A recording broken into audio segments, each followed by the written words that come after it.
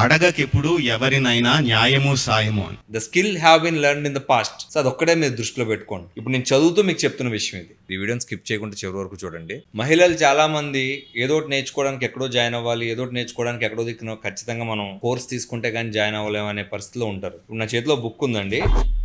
ఈ బుక్ పేరు ఏంటంటే డూ ఓవర్.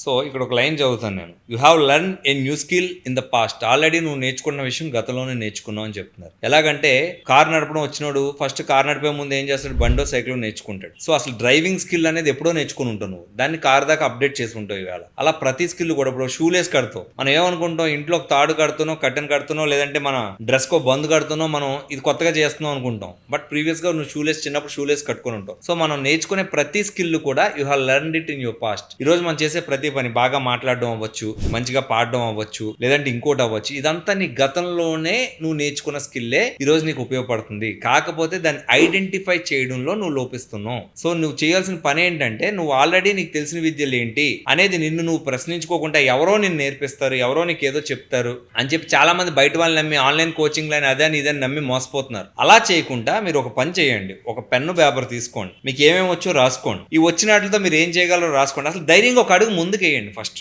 ఎవరు సపోర్ట్ లేకుంటే ఎలా నడవగలమో చూడండి. మనం చేసే పనిలో నిజాయితీ, నిబద్ధత ఉంటే సపోర్ట్ దాని అంతటా అదే ఆటోమేటిక్ వచ్చేస్తుందండి. సో మనం ఏమి పెద్ద పెద్ద విన్యాసాలు చేయక్కర్లేదు, అద్భుతాలు చేయక్కర్లేదు, మనం ఎవరి మీద కేకలు వేయక్కర్లేదు. చేసే పనిలో నిజాయితీ ఉంటే ఆటోమేటిక్ గా సహాయం దాని అంతటా అదే అందుతుంది మనకు తెలుసు. ఫేమస్ డైరెక్టర్ ఎస్ఎస్ రాజమౌళి ఒక వీడియోలో చెప్తాడు, అడగకు ఎవరిని న్యాయము సాయము.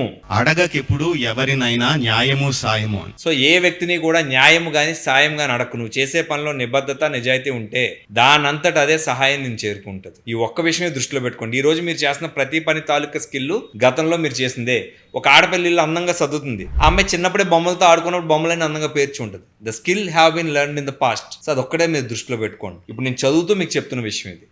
Please like, share and subscribe Giant Media AP and Telangana.